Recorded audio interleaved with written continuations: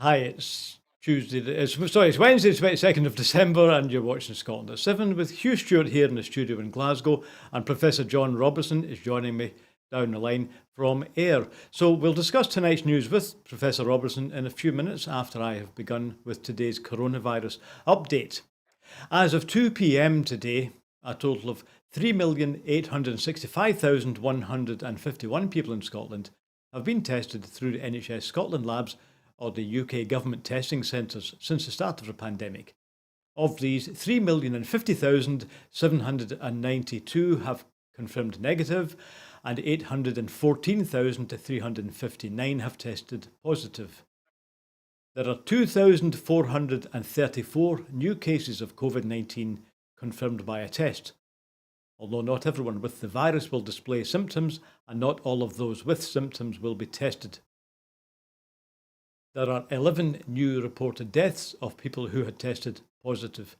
The number of patients in Scotland who have died from complications caused by the coronavirus infection now stands at 9,801. This number only includes those who have died having received a positive test for the virus in the previous 28 days.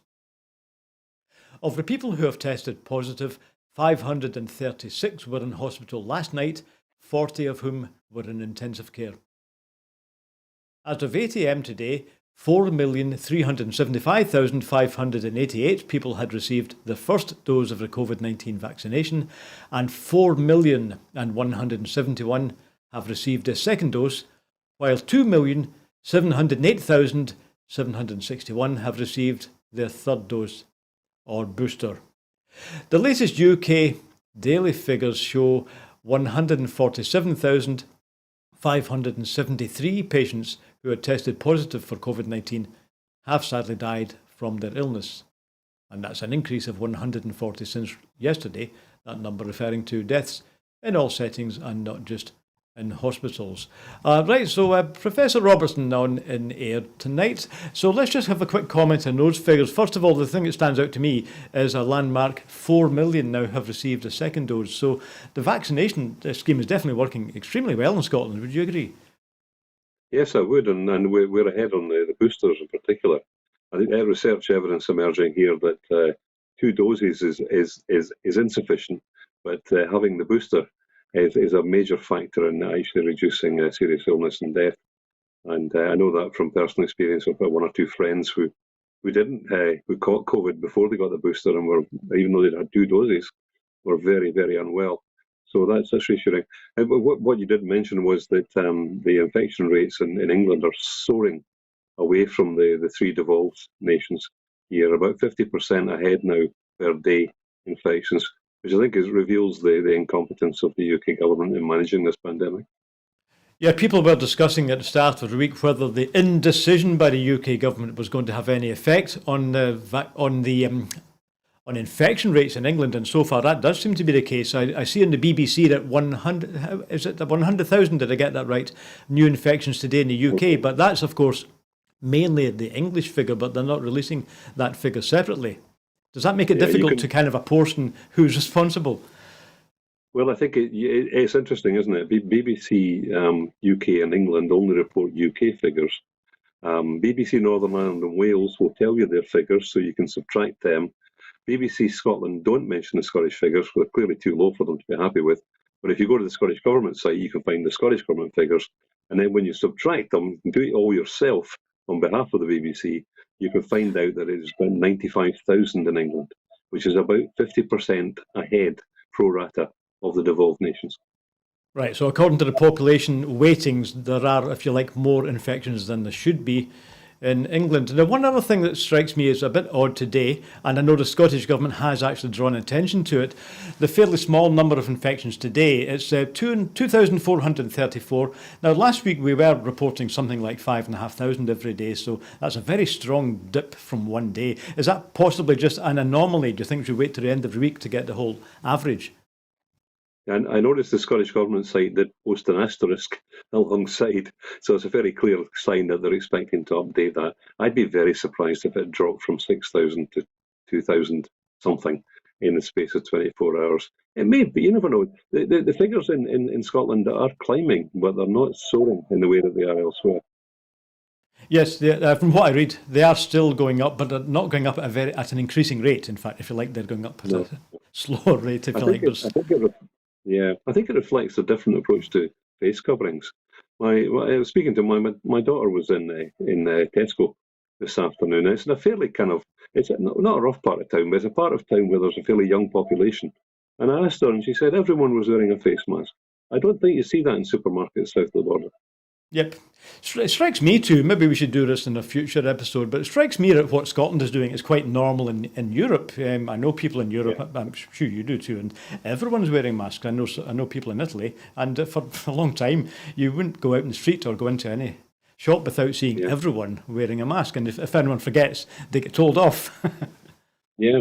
It's the rampant individualism that Boris and his cronies promote, which is very like that kind of rampant individualism you see in some American states, where people aggressively don't wear masks. Yep, so indeed, I'm sure we'll come back to these stories again. So let's look at the end of the week and see what if we can average out the infection rates for Scotland. But so far, at least we can say that there's no increase in the numbers of people in hospitals. But of course, the Scottish Government is warning they still expect that to happen in January. But obviously, we'll be reporting on the COVID infections day by day. Right, Professor Robertson, I'm going to move on to the next story. Now, we hear today that there has been another report from the Parliamentary Standards Commissioner in Westminster reporting on the financial conduct of members of Parliament. Now, this time, unlike the story which produced the by-election in North Shropshire last week, an MP has been cleared of wrongdoing. And we're talking about the Leader of the House, Jacob Rees-Mogg, who failed to declare £6 million in cheap loans from one of his companies. And the report concluded that these could not be seen to have influenced his behaviour. The Office of the Parliamentary Standards Commissioner, who is Catherine Stone, began an investigation at the start of this month into claims that Mr Rees-Mogg had breached the rules for MPs connected to the Declaration of Earnings and Employment.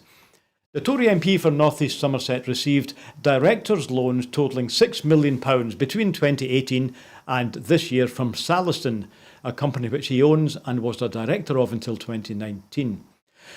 Accounts for Saliston show the loans of £2.9 million in 2018, then £2.3 million the following year, and £700,000 in the current year attracted interest at the equivalent of about 0.8%, which was below the market rate. Mr Rees-Mogg argued that the loans were used mainly as temporary cash flow measures to pay for a property purchase and refurbishment, and did not need to be cleared because they were an entirely personal matter with no outside interest accrued. The Commissioner's report into the matter, released today, notes that at the time of the loans, Mr Rees-Mogg was the sole owner of Saliston. As a result, Catherine Stone said, "It is my decision that these loans were connected solely to your private and personal life." She went on, "I am also not satisfied that these loans could reasonably thought by others to influence your actions, speeches or votes in Parliament, or your actions taken in your capacity as a Member of Parliament. As such, it's my conclusion that these loans do not fit with the spirit or purpose of registration." The MP's Code of Conduct does not specifically cover directors' loans, but it states, "Members shall fulfil conscientiously the requirements of the House in respect to the registration of interests in the Register of Members' Financial Interests. They shall always be open and frank in drawing attention to any relevant interest in any proceedings of the House or its committees, and in any communications with ministers, members of the public, or public officials." So, John, what we have here is a distinction between this and the Owen Paterson case. So, no breach of rules took place. Is this just, in your opinion, is that correct? Is that implying, is that the correct use of the legislation, or are we just putting a whitewash over it, really? Them that's got shall get, them that's not shall lose. So the Bible says, and it's still news. I think I don't think anything is illegal if you've got enough money in the first place. He's just moving around his own possessions, and I'm sure it's not illegal. I mean, I say I'm sure. I obviously don't know the details of this, but I can still smell something. Well, of course, it's really typically only Conservative members of Parliament who are likely to have companies from which they can borrow £6 million if they have a temporary cash flow difficulty. I wonder how many constituents in Ayr have temporary cash flow difficulties, John, and might not have the solution that Mr Rees-Mogg was able to use. Well, you maybe haven't chosen the right town there for that comparison. There's a very affluent belt in Ayr to the south. Unlike Glasgow, they're not in the west, they're in the deep south of the town. I'm in the borderlands between the north and the south, where the middle income live.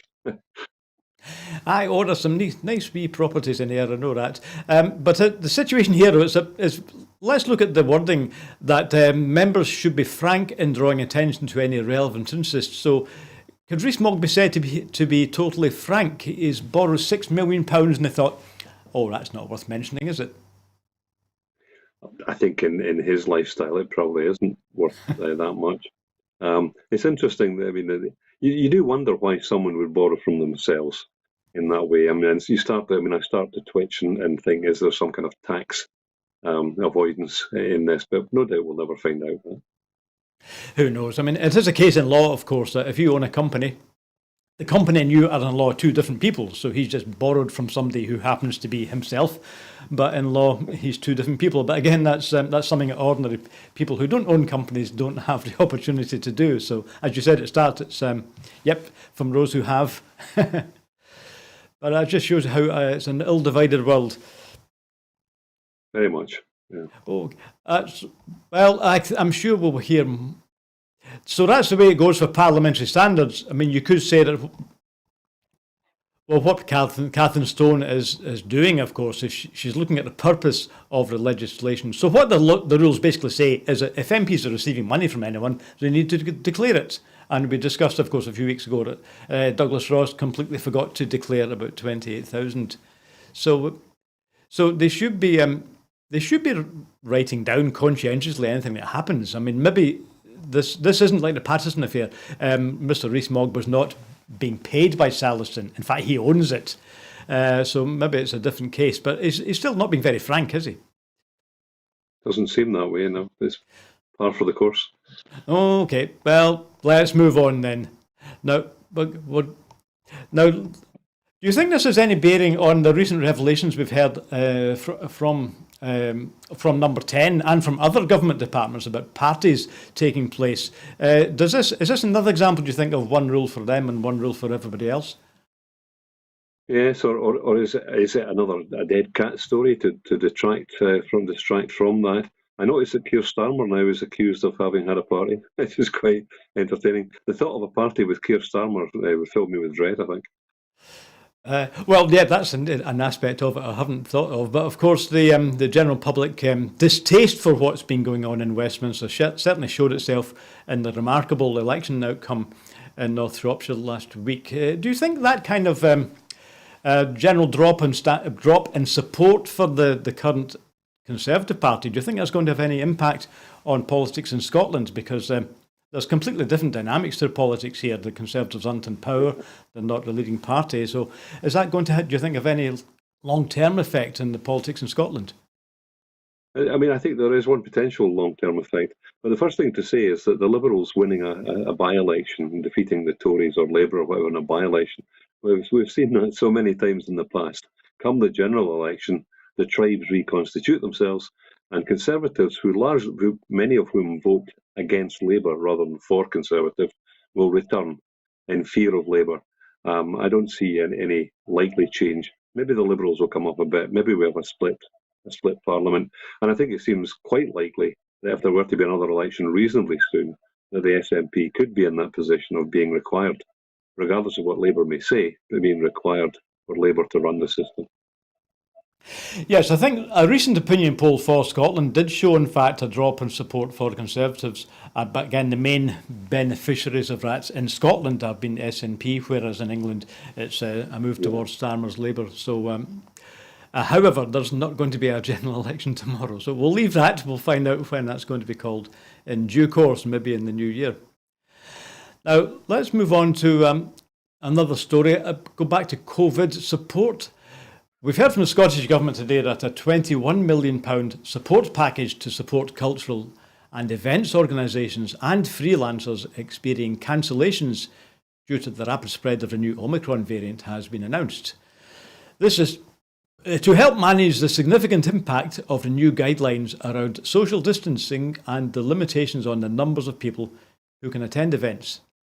This £21 million is from the £100 million package announced by the Scottish Government last week to compensate businesses affected by events cancellations, and includes an additional £1 million from existing event sector funds. The funds will be allocated as follows. That's £10.2 million for cultural organisations and venues administered by Creative Scotland, £2.8 million towards the wider events supply chain to be administered by Events Scotland, and £8 million of the cancellation fund for creative freelancers, again administered by Creative Scotland. Creative freelancers can apply for between £500 and £2,000 from the cancellation fund, which opens up at 2 p.m. on Thursday the 6th of January, that's next year. Details on who is eligible for the fund and how to apply will be available soon on the Creative Scotland website this afternoon. My first question, John, is we could do with that ourselves here. To me, 21 million, or even the lowest sum there, even the 2.8 million, that would go a long way to solving some of our problems at Broadcasting Scotland. But does that strike you as a lot of money for the whole of the cultural sector? Well, it's not for the whole of the cultural sector. I think the particularly interesting element within that is the freelancers. This is a sizable group of people who work in the creative industries, who don't have contracts, who work, sometimes for short periods of time, and with there's limited documentation. And you could argue that how do we prove these people really deserve it? But last year about the same time, the Scottish Government provided something like that amount, maybe slightly less, for freelancers. And I know that freelancers are a group who've suffered badly because they haven't been included in any of the UK schemes. So that it strikes me as a good thing. I don't know how they're going to do it, but there is a group of people out there, and I knew some of them when I worked in a university quite recently. There are people who were doing really quite valuable work out there in the community and contributing to cultural developments, but for reasons of the kind of culture they inhabit, there isn't much documentation, and so when things get tough, they don't get anything. And I think clearly they do need to be helped. So it's a good move by the Scottish Government. I don't think there's any equivalent in the UK system. Yes, the principal focus on when it comes to compensation is on the kind of businesses that make a lot of noise. Do you think it's maybe a case that that the creatives aren't organised enough or don't have a loud enough voice to be heard in the media? Do you think they're kind of overlooked compared to bigger industries? Well, it wouldn't be surprising if creative individuals like that weren't organised. I mean, it's just not what you'd expect. People like that are not going to set up a trade union. I mean, it's just not the kind of people they are. What about culture in general? We tend to focus on the industries that are featured in the media, the restaurant trade or the general hospitality trade. Is culture important, as the Scottish Government is saying here, that having playwrights, having writers, having musicians, having artists is actually important for the general well-being of a country, not just in economic terms, but in terms of who we are? Yeah, I think undeniably that's the case, but it's another example of many initiatives they've taken with one arm tied, where they don't have the borrowing powers. They're not in a position to actually really assess the problem and try and deal with it properly. Again, only full independence would enable that.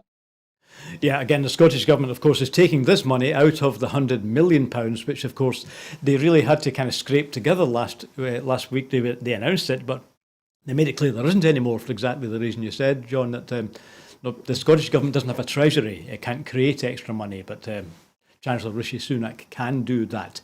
So just to recap on that point then, so Creative Scotland will explain exactly how you're to apply if you are a creative and if you are a freelancer and you're finding jobs and contracts hard to come by in the new year. So those details will be on the Creative Scotland and the Event Scotland websites early January. Now we're going to turn to the economy. And our headline here says that experimental statistics have been published for Scotland. I'll come later on, John, to this adjective experimental, but let's look at the statistics first of all. For October, Scotland's onshore GDP, which does not count North Sea oil and gas, grew by 0.2%, by a fifth of a percent in October, according to statistics announced today by the chief statistician. Output is now 0.4% below the pre-pandemic level as measured from February 2020. The GDP, or the gross domestic product, is one of the measures traditionally used by economists to compare the change in economies over time. Output in the services sector, which accounts for around 3/4 of the economy, grew by 0.3% in October, with increases in 8 of the 14 sub-sectors. Growth in the health and social work subsector made the largest positive contribution to overall growth, and that's for the second consecutive month. Output in the production sector, which accounts for 16% of the economy, increased by 1% in October. There was growth in 3 of the 4 subsectors, including an increase of 5.6% in electricity and gas supply, which offsets a 1% fall in the manufacturing subsector. Output in the construction sector, which accounts for around 6% of the Scottish economy, is estimated to have fallen by 3.4% in October. The latest figures probably show a slowdown in growth as measured by the 3-month moving average, so the Scottish economy is still growing, but at a reduced rate. And now, John, can I just point out the notes which are included with these figures is that, first of all, they are seasonally adjusted and real, which means that the economists have subtracted the effects of inflation. But secondly, the Scottish Government points out that these are experimental because the team working with Professor Gary Gillespie, who's the chief economist, is working a new methodology to try and estimate the Scottish economy. So these numbers are really kind of, well, they do emphasise 1 month doesn't really tell you very much. You have to look at a trend. So they're trying to do moving averages. But also, I'm interested in this idea. I don't know if it strikes you as interesting that they seem to be setting up a new methodology. Then I looked at it this afternoon, and in fact, the fact is, and we know this already for the UK figures, any 1 month or any quarter's so-called GDP figures are pretty much an estimate. And they're quite often revised a month later or 2 months later when they find something that they didn't count the first time round. What do you think of the kind of methodology they're using here? It's kind of, they're trying to sample the economy. So when it says 3.4% here, that's a guess, really. Well, perhaps things have changed, but my understanding of economists is that they're very, very good looking backwards and absolutely hopeless looking forwards. And they can tell you virtually nothing about what's happening now or what's about to happen. And GDP, I think I had a rant about this last week, so I'll try and keep it short. GDP is a largely pointless measure of the quality of life in a country. We should be far more interested in the number of people going to higher education, far more interested in falls in child poverty, access to affordable housing, and cultural events as well. I mean, there are so many things that really matter. GDP can soar, but virtually none of it ends up in the pockets of the average person. It ends up in the pockets of the corporations and the super rich. So, I'm a bit of a GDP denier, so maybe you should have had somebody else for this particular topic. Well, and indeed, I do remember having that conversation with you. And as we did discuss at the time, of course, the World Bank and other organisations, including Oxfam in the UK, have their own measures of well-being or whatever you call it. There's various different measures that are used. But I deliberately said at the start of this piece that the GDP is the traditional figure used by economists. So I'm afraid that's the one we keep on coming back to. It's like the number of points your team scores in the football or the rugby league. It's a statistic everyone draws attention to. Are you winning or are you losing? But I agree with you. I understand the point you're making, of course. But nonetheless, the other thing I want to put to you is this question of whether the Scottish economy actually has accurate information. Okay, if I just leave aside your point that it's not measuring quality of life, it's just measuring output. Okay, but we don't even know what the output is. So if you look at the numbers, it tells you that this is a sample of a set of people, a set of companies in that sector. And others are just, say, 9% of what happened in the UK economy. So we don't really know, right? So This is why these figures are experimental. They're trying a new methodology. Do you think the Scottish Government and its chief economists are trying to actually create statistics for the Scottish economy that previously weren't really there before? I can understand the drive to do that. I mean, the GERS figures are hopelessly useless. Well, they're ideologically generated. The GERS figures, they're largely designed to make sure that they prove that we couldn't survive on our own. Unlike any other economy in Europe, we couldn't survive because of these GERS figures. I think 25 out of 27 are estimated, and so I guess they're experimental too. So I would understand if the Scottish Government is trying to sharpen the tools here and to come up with something that's maybe a more accurate form of estimation. Or I don't know enough about this, so I mean maybe that's something that's worth doing. To my mind, the most obvious thing to do would just be to get independence, and then you'll soon find out what your economy is. Well, one thing's true about GERS, which really measures transfers between different regions of the UK. One thing that's true of independence is that those transfers would stop, and then we'd have to actually start figuring out what the Scottish economy has and what it doesn't have. Right, let's move on, John. Sorry, go ahead. Go ahead if you've got something to add to that. I mean, I know it's easy. It was easy for me to say that. I understand why a political party wouldn't want to base their strategy for independence and the one they communicate to the public as being based on it at the deep end. Yep. Okay, indeed. Yeah. Now, the next story we've got tonight is about the health crisis caused by Omicron. We hear today that NHS England may set up field hospitals, as have been described, in the car parks of existing hospitals, staffed partly by army medical personnel to help cope with a potential Omicron-driven surge in COVID patients. Hospital canteens, offices and meeting rooms could also be turned into makeshift wards if the new variant leaves so many people seriously ill that the health service may be overwhelmed. NHS England has told hospital bosses to make plans to take both steps in the coming weeks as part of a series of measures to give the service a super surge of extra capacity. However, it will only order the implementation of such dramatic and unprecedented moves if Omicron leads to even greater numbers of patients with COVID needing treatment during the peak compared with last January. The plans, first reported to the Health Service Journal, the HSJ, come amid deepening fears that the numbers of health staff off sick with COVID could hamper the NHS response to Omicron. Figures released on Wednesday, that is today, show that 1 in 10 doctors are off work, and medical leaders have warned that the highly transmissible new variant was fueling the worst absence rates in the English NHS since the start of the pandemic. A survey conducted by the Royal College of Physicians found that 10.5% of doctors were absent. The picture is worse in London, where 1 of 7 doctors are off work. That's 13.9%. NHS England has told hospitals to be ready to create major incident capacity in January as it braces for a potential major wave of COVID cases needing inpatient care then. The new facilities would be in effect large tents where up to 100 patients would be cared for, the NHJ, the journal has said. It quotes one NHS England leader describing the new facilities as a lot of little nightingales, a reference to the 7 field hospitals set up in England to give health service extra capacity when the first wave of COVID hit back in March. However, they were little used and have since been mothballed. It is likely they would be used for the least sick, with existing hospitals looking after the most seriously unwell, including those needing oxygen to support their breathing.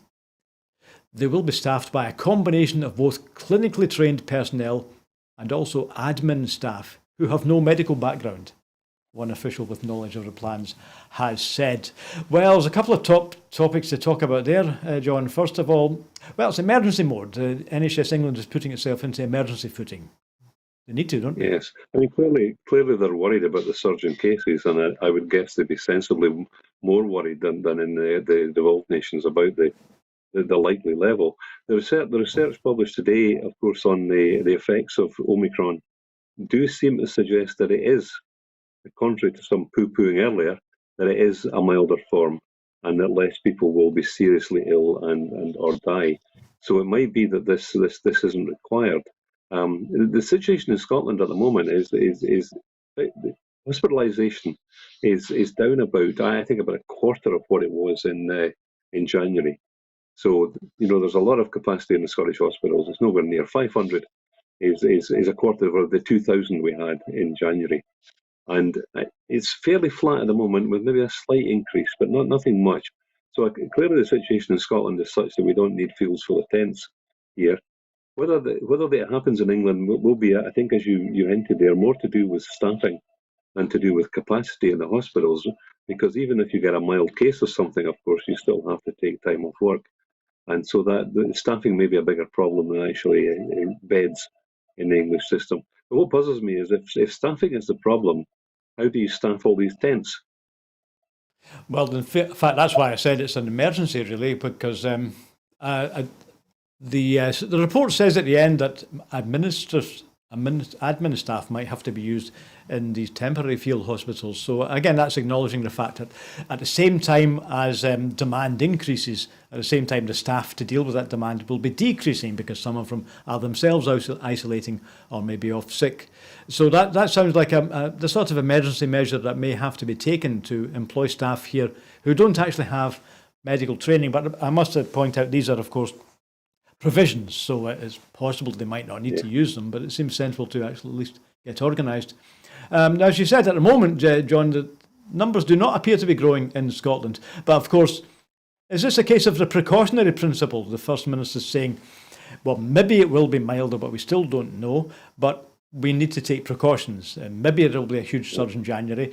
On the other hand, maybe the measures we have been taking and that record number of third dose vaccinations, maybe that will keep pushing the numbers down. But it's all about, this is what they used to call the precautionary principle in environmental planning, right? If something might be dangerous, let's not do it until we find out more about it. So there might be a disaster in January or it might not be, but let's plan for the worst. Yeah, I agree entirely with the precautionary principle, and I agree with that entirely. And it's clear that the UK government doesn't embrace it as strongly as it should. But at the same time, the data does suggest that things are maybe. I mean, it's not in doubt. There's research published today that seems quite clear that the effects are less with Omicron than with other forms. But of course, if it's very infectious, then you end up with lots of people. And with milder forms, we might still have to be in hospitals or have some kind of care. And if the staff are not there, then that's a problem. Well, I'm not sure about admin staff looking after me in a tent. Well, emergency measures anyway, needs must. So we will, of course, come back next week on the question of what data tells us about the morbidity from the Omicron variant. So we're being very careful here not to make any definitive statements on that until we've heard it from Jason Leach or Professor Gregor Smith, the CMO. So from what I heard today, I think that Jason Leach indeed did suggest that there's maybe data saying that it's milder, but he doesn't want to actually make that definitive statement yet. So we will come back to that at the start of next week, because I think he was saying we need a bit more data, right? That's what he's saying. So possibly it's milder, but let's not take that to the bank yet. But we'll maybe know in a few days. That's the latest. Okay, still on. So we will obviously come back to that. Still on the question of COVID. We also hear that Professor Gregor Smith, to whom I just referred, Scotland's Chief Medical Officer, has announced access to new COVID-19 treatments for people with specific health conditions who are in the early stages of the virus. So Professor Smith said the rollout of these groundbreaking monoclonal antibodies and antiviral treatments is a significant milestone in our battle against COVID-19 and will provide an additional layer of support for some of the most vulnerable in society. Adults and children aged 12 or over who are thought to be at high risk and with a clinical condition that has been prioritised for treatment will be able to be assessed by a clinician in their own health board to see if the new coronavirus therapies are suitable and provide further information on how to access the medicines if they are eligible. The Scottish Government said they will be writing to individuals who may be eligible to access these new treatments in early January and provide them with further information and home PCR test kits. And if recommended for treatment, those individuals may be invited to attend a day clinic at a hospital to receive either a monoclonal antibody by intravenous infusion, or alternatively, the assessing clinician may recommend and antiviral treatment to be taken orally. Monoclonal antibodies and antibody treatments are in addition to the COVID-19 vaccinations, including boosters, and not a replacement.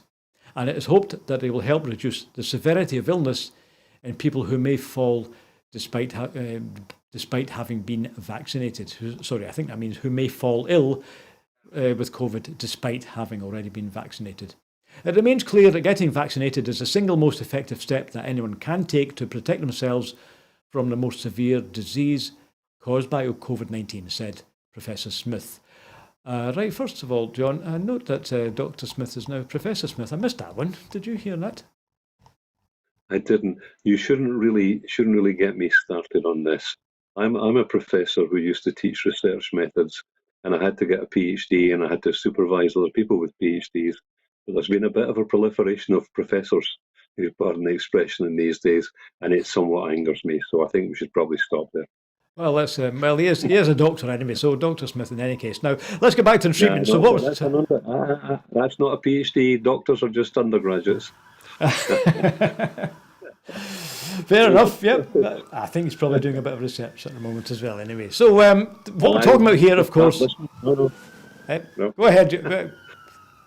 No, I'm just saying no. I'll just discuss the story, John, if you don't mind. Yeah, now, what I was going to say, we're talking here, of course, about people who have already fallen ill with some symptoms of a COVID disease, and the monoclonal, which I don't know anything about, is one of the things that can be done to people who are being treated for COVID.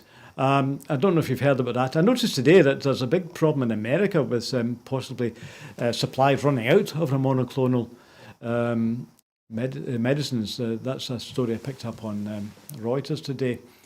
So at the moment, I haven't heard of any problem with that. Have you, John? So this is just improved treatments for people who are in hospital with COVID-19. So there's two things happening, of course. I was just going to say, of course, there's the two strands. There's increasing the vaccination, which is going well. But as we said yesterday, the Health Secretary is advising everyone eligible to get vaccinated before the bells. If you haven't had your booster by the bells, get a move on, he's saying. But the other thing is the doctors seem to be getting better at treating people once they are in hospitals. So in some ways, let's not be depressed about it. We are in a better position than we were last year. Would you agree? Yes, and it clearly makes sense to not just rely on vaccines. I think there's been a bit of a tendency among some politicians to think that the vaccine strategy is all, and clearly there has to be treatment for those who despite the vaccines, catch the disease and are then made very unwell. And I should say that while I'm a real professor who knows about research methods, I don't know anything about treatments.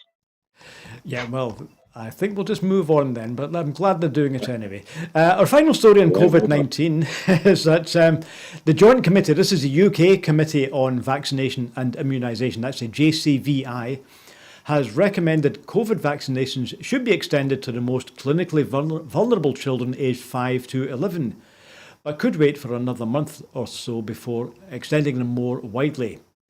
The JCVI has only recommended vaccines for around 330,000 younger children for now. This covers those in a clinical risk group or who live in a household without someone of any age, who is immunosuppressed. Right? They will be offered 2 doses of the Pfizer vaccine with a gap of 8 weeks between.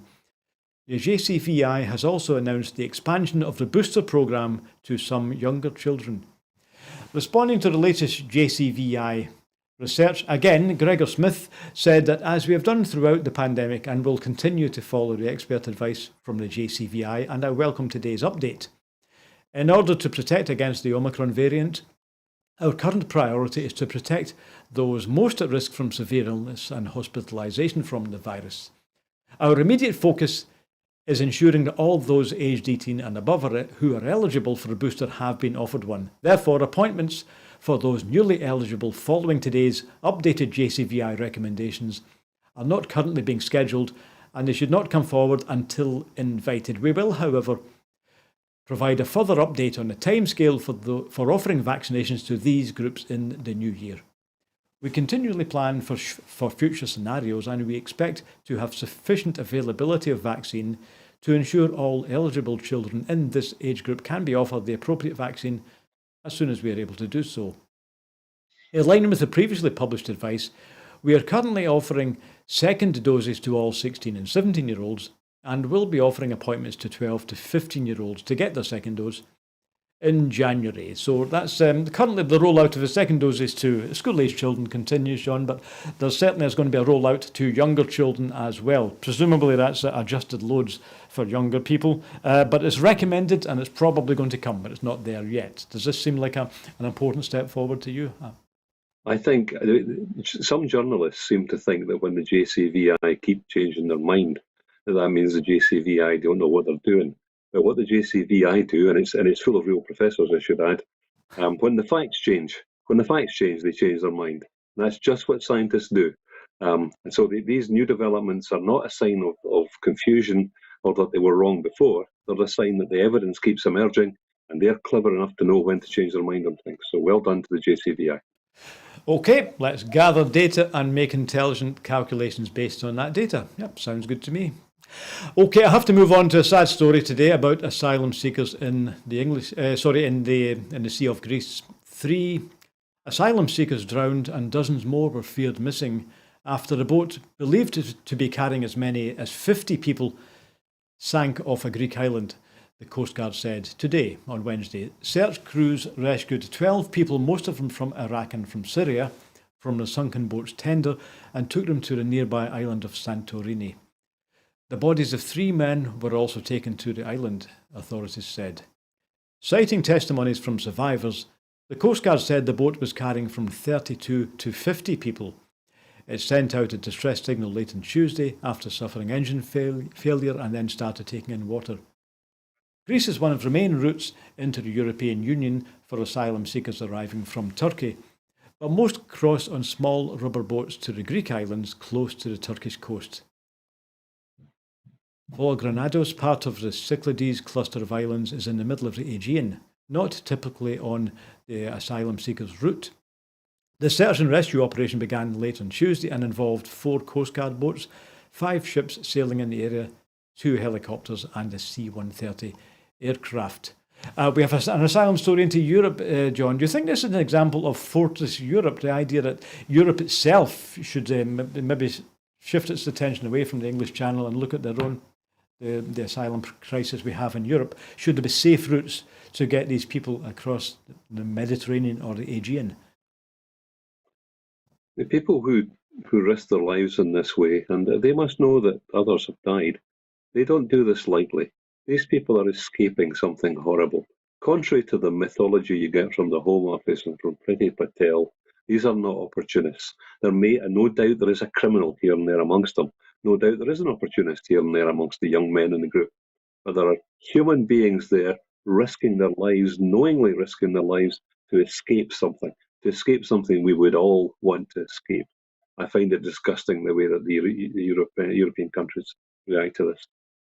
Yeah, there used to be a few years ago a European policy called Mare Nostrum, which meant it's our sea, it's our Mediterranean, and we'll look after it, and we'll look after any poor individuals found on it. But again, that seems to have been, well, it looks to me that, do you agree that the whole of Europe seems to be in the wrong frame of mind and regarding asylum seekers as some kind of threat, some kind of enemy to repulse? And so Britain and Europe are equally to blame, aren't we? We seem to be regarding the people whom you refer to, who are fleeing danger, as some kind of danger to us. It's completely the opposite, isn't it? So, yeah, we really need to have safe routes all round, don't we?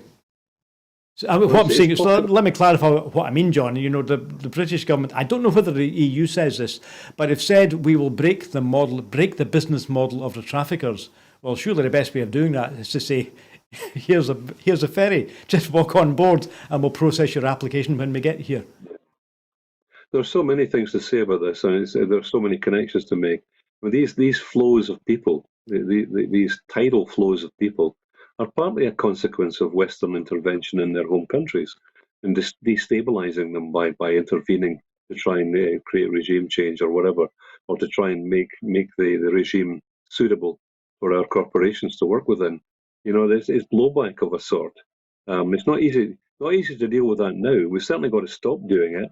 Stop sticking our noses into other parts of the world and thinking that we we should modify them in our interests, because much of that global flow of people is blowback caused by our intervention. Yep, that's always true of the countries that the asylum seekers are coming from. Oh, and before we move on, let's remember the word asylum is a place of safety, because it seems to have become a bad word, but I don't think there's anything wrong with offering a place of safety. Now, we're going to move on to another story we've received from the Scottish Government today about the ecological condition of Scotland's water environment. It will be further protected and improved for future generations through a comprehensive new action plan backed by enhanced resources and a multi-million-pound package of investment. The River Basin Management Plan is developed and delivered collaboratively, set out a range of priority measures including working with land managers to reduce diffuse pollution from agriculture and supporting the passage of migratory fish such as salmon. To complement these actions and ensure that rivers, beaches and urban waters are free from debris and reduce spills from sewers, Scottish Water has also published its own route map and announced plans to invest £500 million in Scotland's wastewater network. This combined programme of work will ensure that Scotland's rivers, lochs, firths, coastal areas and groundwater can continue to supply drinking water, support fisheries, offer an essential resource for business and agriculture, and serve as a source of recreation that promotes health and well-being. Addressing the Scottish Parliament today, the Environment Minister, Mary McCallan, said, "Scotland is already renowned worldwide for the quality of our rivers, lochs, wetlands and seas. 2/3 of our waters are already in good condition, far above the European average. And this year, 99% of bathing waters have passed environmental standards, with more than ever reaching the status of excellent.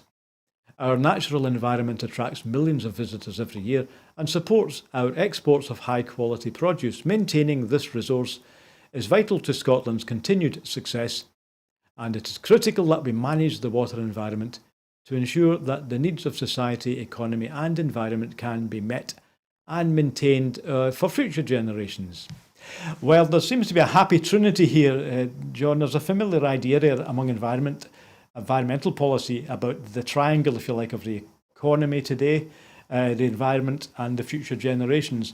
And the idea is really, can we look after all three of these goals at the same time? So I suppose, looking at this on the bright side, you could say clean water is good for people, it's good for future people, and it's also good for business today. So everybody's happy. Yes.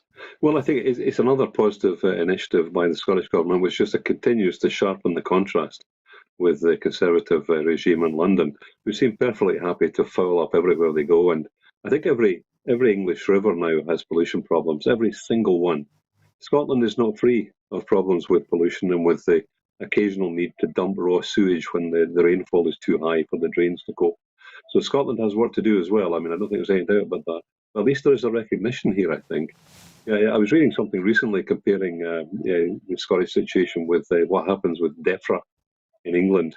DEFRA have reported massive improvements in water quality in England by changing the testing regime. Does that alert your suspicions as a researcher? Right? If we've got the wrong numbers, let's change the way we're counting it. Is that what you're saying, Professor Robertson? Well, I didn't actually have to. I mean, I did twitch when I saw it, but needless to say, long before I got into the article, there were about 20 to 30 comments underneath from people we knew about it, physical scientists, unlike me, who were pointing to what DEFRA had done to conceal the truth on behalf of their political masters. So good initiative, and nice to see it happen. It's interesting because you talk about DEFRA. The relevant body in Scotland really is SEPA, the Scottish Environmental Protection Agency, and they're actually well known. Well, they're industry people, really, if you like. They're very conservative people. There's nobody from an environmental activist group on the board of SEPA, but they seem to be saying, clean water is part of what we offer as a country. So it's, business, good for business, keeping the water clean. Well, it is, yeah, good for tourism. Yeah. Yep, of course. So, as I said, let's try and get a happy trinity working together. News system tonight, John, this has just reached us. We have friends in N1 broadcasting in Bosnia. And we've been talking recently about increased tensions in Bosnia, mainly from Serbian nationalists who appear to be bent on splitting the country in two. We've heard today that there's a threat against employees of N1 Broadcasting, our TV station, who we were working with in Broadcasting Scotland during the COP conference. A man who's yet to be identified showed up in front of the N1 offices in Sarajevo on Wednesday and made death threats against employees, which was immediately reported to police. The man, who was caught on camera, approached the gate of N1BIH television and shouted, cursed and threatened employees. "You should all be killed, you're dead, you're all done," he said, among other things. He then left the scene and this incident was reported to police. The N1 television security team is now looking into the matter and cooperating with the authorities in order to establish the identity of the person and his motivations. So, of course, John, we have no idea who this person is, but there is an increased tension in Bosnia, and I did already cite the Serbian nationalists. Bosnia, of course, is really a tripartite country, a hybrid country, looking after the Serbian interests in the Republic of Srpska, and the Bosnian quarter looks after the Bosnian and the Croatian interest, if you like. So this kind of power sharing arrangement has been held together since about 1995, but clearly it's been destabilised by the extreme talk, really, of the Serbian nationalists. So we have no idea who this individual was, but it looks like the Serbian nationalists, who really are very right-wing people, almost fascist maybe even. These people are destabilising, so presumably incidents of this will not be surprising in that kind of climate. Do you fear the kind of the dark side of nationalism here? Yeah, I mean, there's undeniably an element within Serbian nationalism which is, fascist, I suppose, extremely right wing. I couldn't say whether all Serbian nationalists are of that ilk, but it's a very sharp contrast. I won't, because I'd rather see the evidence. The important contrast is with Scotland, where we have a civic form of nationalism. There are one or two old people who are still a bit nutty in it, but the contrast, and it's the situation in the Balkans is another classic example of the interference of empires. The Balkans was squeezed between the Ottomans, the Austro-Hungarians, and the Russians, and twisted out of shape by the pressure. I really have a lot of sympathy for the people of the Balkans. They've become brutal because they were brutalised. Yeah, we've had a lot of stories from Bosnia recently. So, well, let's hope you're right, John. And I'm surely everyone in Serbia can't be a follower of extreme right-wing Serbian nationalism. But the point is, the political readers are. So let's hope moderate voices within the Serbian community can prevail. So we'll just move on to our final story tonight. And it's a Christmas story to end up on this evening. Neil Gray, MSP, urges Scots to have a sustainable Christmas. If you've done your shopping, it might be too late for that now. But MSP Neil Gray is urging people across Scotland to make Christmas sustainable with small changes to their usual habits. The MSP is focusing on two areas where everyone can do things differently and help reduce the level of waste in this festive period. That's gift wrapping and festive food. The appeals from Neil Gray come as he recognised Zero Waste Scotland's findings, highlighting that Scots are expected... Excuse me, I've just gone off the page. Yes, he says that Scotland is expected to use upwards of 19,000 miles of wrapping paper this Christmas, and that's enough to wrap the coast of mainland Scotland 2.5 times. Zero Waste Scotland has suggested that if this could be reduced by just 1/4, it could save around 1,500 tonnes of carbon dioxide equivalent from being released into the atmosphere. That's the equivalent of 1,042 flights from Edinburgh and New York. Zero Waste Scotland also estimates that 50,000 tonnes of food and drink is thrown away from Scottish homes in December alone. So Neil Gray is calling on people in Scotland to, first of all, recycle or reuse wrapping paper.